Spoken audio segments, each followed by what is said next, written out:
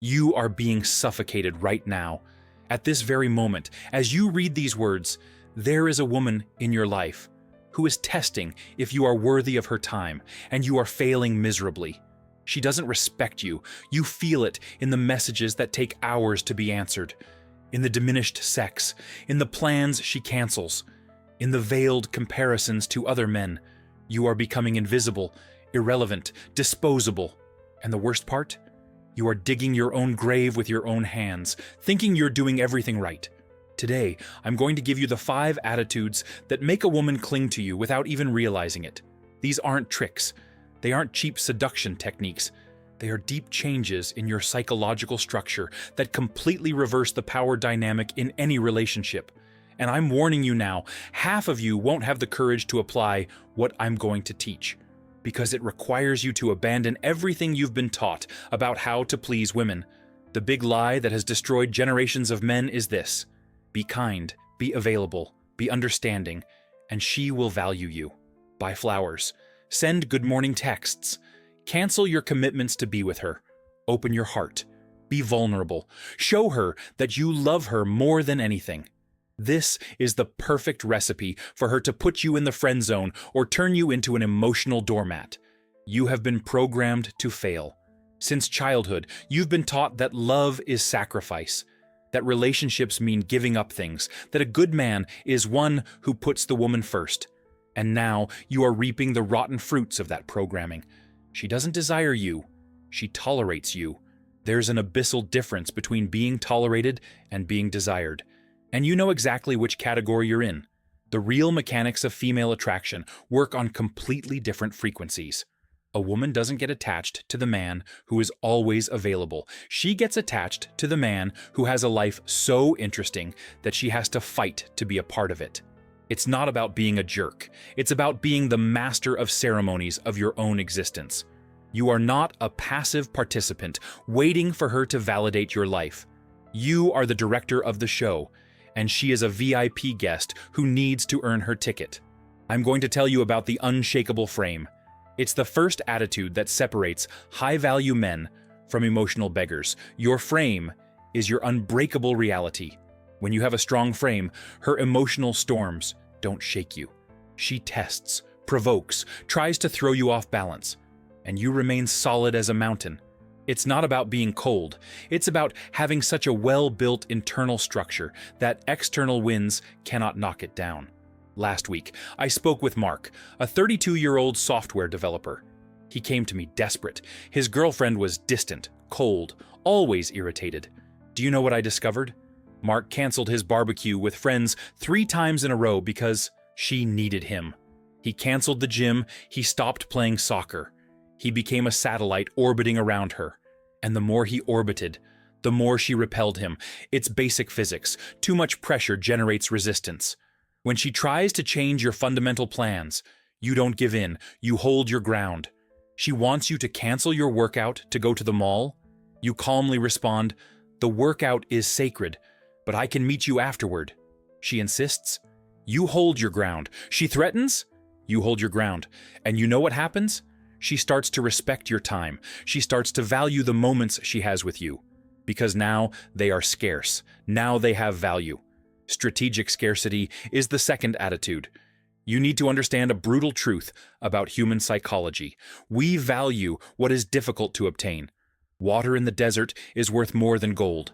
When you are always available, always responding in seconds, always ready to drop everything for her, you become tap water, abundant, worthless, disposable. Responding to a message after 3 hours isn't playing games. It's a demonstration that you have a life, that there are other priorities, that the world doesn't revolve around her. And that, my friend, is irresistibly attractive.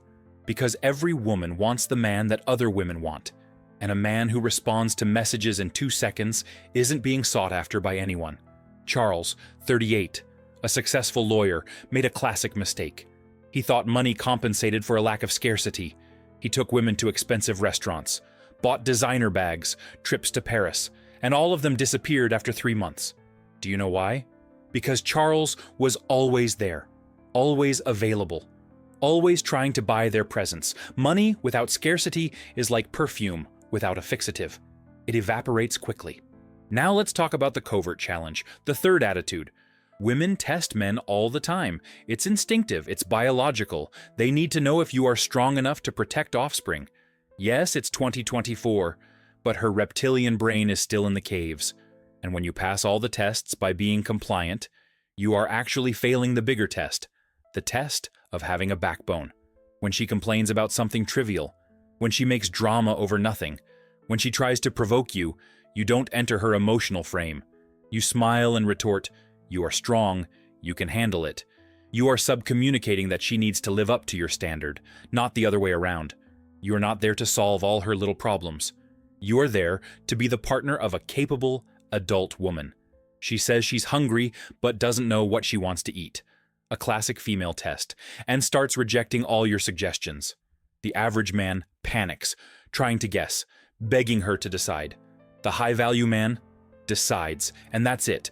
We're going to the Italian place on the corner, reservation made. She might complain on the way, but deep down, she admires the leadership. Deep down, she wanted exactly that, a man who makes decisions. The fourth attitude is silent leadership. It's not about being authoritarian. It's about leading through action, not talk. You don't ask permission to be a man. You don't negotiate your masculinity. You simply act. You plan the date, you choose the movie, you set the agenda, and you communicate with the confidence of someone who knows what they're doing. Luke, 29, a digital entrepreneur, understood this intuitively. He didn't ask, "Where do you want to go?" He said, "Friday, 8 p.m. I'll pick you up, wear something comfortable. We're going hiking to watch the sunset." Done. Decision made. Leadership exercised. And women loved it, because they finally found a man who didn't force them to lead the relationship. Modern society has emasculated male leadership. They told you it's sexism, that it's toxic, that you have to be collaborative in everything. A lie. The same women who preach equality on Twitter dream of a man who takes the reins in real life. I'm not talking about disrespect. I'm talking about direction, about purpose, about knowing where you're going and inviting her on the journey. Intermittent reinforcement is the fifth attitude, and perhaps the most psychologically powerful. It's based on Skinner's studies of operant conditioning. When you always reward a behavior, it loses value. When you reward randomly, it creates addiction. Casinos know this, social media knows this, and high-value men know this. Did she make an effort to look good for you? Sometimes you compliment her, sometimes you don't. Did she cook something special? Sometimes you show great appreciation, sometimes you just thank her normally. This isn't being ungrateful. It's creating a dynamic where she's never absolutely sure where she stands, so she keeps trying. It's keeping the game interesting. It's preventing the relationship from falling into the deadly comfort zone. But there's something even deeper than these 5 attitudes. There's the iron boundary. When you don't have clear boundaries, you have no value, period. A fence defines where your property ends and your neighbor's begins. Without a fence, there's no property, just no man's land. Your boundaries define where the acceptable ends and the unacceptable begins. She wants to call at 2 in the morning to complain about her friend. Your phone is on silent. You respond the next day. I don't answer calls after 11, except for emergencies. She tests the boundary. You hold your ground. She threatens to break up. You accept it. Because a man who can't maintain a simple boundary like sleep schedule won't be able to maintain important boundaries like fidelity and respect. Some men reading this right now are thinking, "But I'll seem like a jerk." You are confusing assertiveness with aggressiveness. Confusing boundaries with walls, confusing leadership with dictatorship. These are completely different things. The jerk needs to diminish others to feel big. The high-value man is big by his own merit. The jerk shouts to be heard. The high-value man speaks softly, and everyone pays attention. The 7th and final fundamental attitude is a strong worldview. You need a purpose that transcends any woman, a mission, an obsession, something you would wake up at 4 in the morning for, even if you were single. Because when your life revolves around her, you become a dead planet orbiting a sun. When your life has its own purpose, you become the sun, and she naturally enters your orbit. I'm going to tell you something no one dares to say. Most modern men are emotional vampires. They suck female energy because they have no energy of their own. They need her validation to feel like men. They need her approval to make decisions. They need her sex to feel desired. And that is repulsive on a visceral level. A woman doesn't want to be your reason for living. She wants to be your journey companion. There's a colossal difference. When you make her your reason for living, you place a burden on her shoulders that she didn't ask to carry. You turn her into your therapist, your mother, your validator. And that kills any trace of sexual attraction. The average man comes home and dumps all his work problems on her lap. Complains about the boss, complains about traffic, complains about life, asks for advice on everything, asks for validation on everything. The high-value man comes home with the energy of someone building an empire, shares accomplishments, not laments, brings solutions, not problems. There's a harsh truth you need to swallow. She's not your psychologist. She's not your mother. She's not your savior. She's a woman who wants a man, not an emotional recovery project. The more you dump your insecurities on her, the more she sees you as a burden, not a prize. But this doesn't mean being an emotionless robot. It means having emotional intelligence to know when, how, and how much to share. It means processing your emotions first, internally or with other men, before bringing them to her. It means approaching her with clarity, not with chaos. Let me explain what happens in the female brain when you demonstrate these attitudes. Her reward system is activated. Dopamine is released. She starts to associate your presence with challenge, with conquest, with value. You stop being predictable and become intriguing. You stop being guaranteed and become a prize. Some men will read this and think, "But I love her. I want to show it." Demonstrate through specific, meaningful actions, not through infinite availability and subservience. One grand gesture a month is worth more than 100 mediocre gestures a day. Quality over quantity. Impact over frequency. Do you know what the biggest modern male fear is? The fear of being alone. And that fear makes you accept any crumb of female attention. It makes you tolerate disrespect. It makes you give up your values. It makes you sell your soul for a night of lukewarm sex. This fear is your kryptonite. It's what keeps you weak. When you overcome the fear of being alone, you become invincible in relationships. Because now you choose to be with her, you don't need to. There's an abyss of difference. Need is weakness. Choice is power. When she feels you need her, she relaxes. When she feels you choose her every day, she makes an effort. Let's talk about the fatal mistakes you are probably making right now. First mistake, constant search for validation. You ask if she liked the date, if she thinks you're handsome, if she loves you. Each of these questions is a stab at your own attractiveness. You are sub-communicating insecurity in high definition. Second fatal mistake, excessive availability. You drop everything when she calls, cancel commitments, change plans, reorganize your life. And she sees it, she feels it, and something inside her dies. The attraction evaporates. Because deep down, at the most primitive level, she knows that a man of true value would not be so available.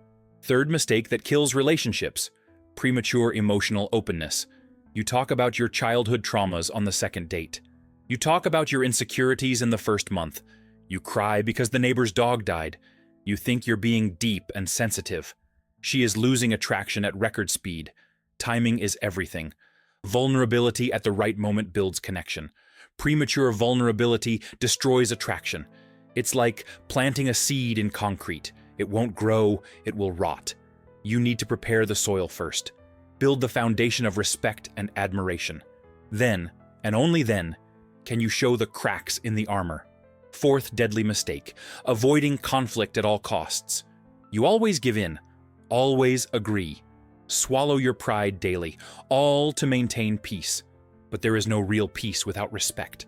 And there is no respect without boundaries. Each time you avoid a necessary conflict, you lose a piece of your dignity. And she sees it, she feels it. Fifth mistake few people realize, disproportionate investment. You spend $1,000 on dinner. She doesn't even offer to split it. You drive 3 hours to see her. She wouldn't cross the street for you. You send 20 messages. She responds with emojis. The investment needs to be proportional. or you become an emotional bank. Now I'm going to give you the exact protocol to reverse this situation. It's not theory, it's practice, it's action. First step, define your non-negotiables. Grab a piece of paper now, write down 5 things you will never compromise on again. Workout time, night with friends, personal project, alone time, fundamental values. These are your pillars. Touch them, and the relationship ends. It's that simple. Second step of the protocol, create your world. You need 3 hobbies. 1 that keeps you fit. 1 that generates money. 1 that expands your mind. Without this, you are an empty man trying to fill yourself with a woman. Gym, side, business, reading, martial arts, investments, podcast, running, freelancing, courses. Choose your triad and execute religiously. Third fundamental step, practice leadership in small acts. Choose the restaurant, set the time, decide the movie. Don't ask. Inform, start small, gradually increase. Each decision made is a muscle strengthened. Each act of leadership exercised is testosterone recovered. Fourth step that separates boys from men, use no consciously. No means no, not maybe later, not who knows, not let me see. It's no. Period. She wants you to miss work to go to her cousin's party? No. She wants you to lend money to her brother? No. Each well-placed no increases your value exponentially. Fifth step of the protocol, reward only genuine effort. Did she dress up especially for you? Acknowledge it. Did she cook your favorite meal? Thank her deeply. Did she respect your work time? Value it, but don't reward the minimum. Don't thank her for crumbs. Don't celebrate mediocrity. Your compliments need to have weight, rarity, meaning. Some men will say, "This is a lot of work." It is. Being a high-value man isn't for everyone. It's for those willing to pay the price. The price of discipline, the price of consistency, the price of temporary loneliness. Because yes, when you start applying these attitudes, some women will leave. The wrong ones. The right women, the high-value ones, will approach. They will cling. They will fight to stay. Because they have finally found something rare. A man who cannot be bought with sex, manipulated with drama, or controlled with threats. A man who has his own life, his own direction, his own value. I'm going to tell you about a phenomenon few understand. When you implement these changes, a polarity inversion occurs. She starts chasing you. She starts texting first. She starts suggesting dates. She starts worrying if you're interested. The dynamic completely reverses. But there's an important warning. This is not about manipulation. If you do this to manipulate, you will fail. Women have a radar for falsehood that has been honed by millions of years of evolution. She will sense if you are faking it. She will realize if it's a technique. It needs to be real transformation, genuine change, true evolution. The man you need to become is not a character. It is you operating at your maximum potential. It is you without the shackles of fear, without the chains of need, without the handcuffs of external validation. It is you, free to be who you were born to be, not who castrated society wants you to be. There's one last truth I need to tell you, the hardest one of all. Maybe she will never change. Maybe she has already lost all respect. Maybe the relationship is already dead, and you are trying to resurrect a corpse. And if that's the case, these attitudes will give you something even more valuable, the strength to leave. Because a high-value man does not beg for crumbs of attention. He does not accept chronic disrespect. He does not tolerate emotional betrayal. He has mental abundance. He knows there are millions of women in the world, and many of them would kill to have a man with purpose, direction, and a backbone. The fear that paralyzes you is an illusion. The fear of being alone, the fear of not finding another, the fear of being rejected. These are ghosts that you feed. When you develop real value, when you become the prize, fear evaporates. Because now you know your worth, and he who knows his worth does not negotiate with those who offer less. Every man reading this is at a crossroads. On one side, the easy path. Continue being the nice guy, the available one, the understanding one. Continue begging for attention. Continue accepting crumbs. Continue dying slowly inside while smiling on the outside. It's comfortable. It's known. It's safe. On the other side, the warrior's path of transformation, of temporary pain that leads to permanent glory, of setting boundaries and watching some relationships die, of saying no and facing the consequences, of choosing yourself when the whole world tells you to choose her. It's uncomfortable. It's scary. It's necessary. Do you want to know how to identify if you are on the right path? Simple. When you start applying these attitudes, you will feel discomfort. You will feel fear. You will feel like you are doing something wrong. This is your old programming resisting. This is the weak man dying for the strong man to be born. Embrace the discomfort. It is the price of greatness. Some men will read this and intellectualize it. They will mentally agree. They will even share it with friends. But they will do nothing. They will remain exactly the same. And a year from now, they will be in the same place. Or worse. Because time without action is deterioration. You don't stand still. You rot. Others will read and act. Today, they will set the first boundary. They will say the first no. They will cut the first unnecessary availability. They will feel the butterflies. They will see the surprise on her face. And they will discover something revolutionary. The world doesn't end when you choose yourself. In fact, that's when the world begins. When you stop living the life others want and start living yours. When you stop being a supporting actor and become the protagonist. When you stop asking permission to exist and simply exist with strength, with purpose, with direction. The woman who is in your life now, whether girlfriend, wife, or casual date, is about to meet a new man. Either she will cling to this new man like never before, or she will leave. Both results are a victory, because having a woman who deeply desires you is a victory, and losing a woman who doesn't value you is also a victory. The clock is ticking. Every day that passes without change is a lost day. Every week that passes without action is a wasted week. Every month that passes without transformation is a month stolen from your life. Time does not go back. Opportunities do not wait. And she will not tolerate your weakness forever. You have 48 hours. That is your deadline. 48 hours to implement the first change. Choose one of the attitudes. Just one. The one that resonates most with you. The one that hurts the most to accept that you need. And execute. No excuses, no postponement, no rationalization. If you choose the unshakable frame, the next time she tries to change your fundamental plans, you hold your ground. If you choose strategic scarcity, you take 3 hours to respond to the next message. If you choose silent leadership, you plan and execute the next date without asking for her opinion. It's not about her. It never was. It's about you. About the man you are becoming. About the legacy you are building. About the life you are creating.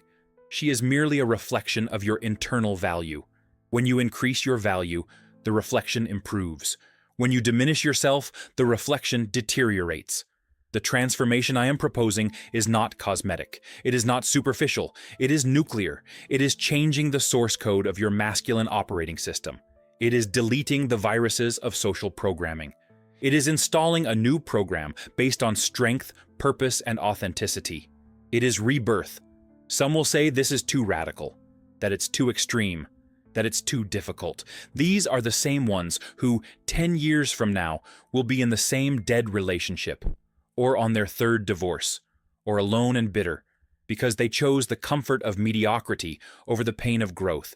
You don't need anyone's permission to be extraordinary. You don't need her approval to have value. You don't need the world's validation to exist fully. You just need the courage to be who you really are, without filters, without excuses, without apologies. The high-value man is not created. He is revealed.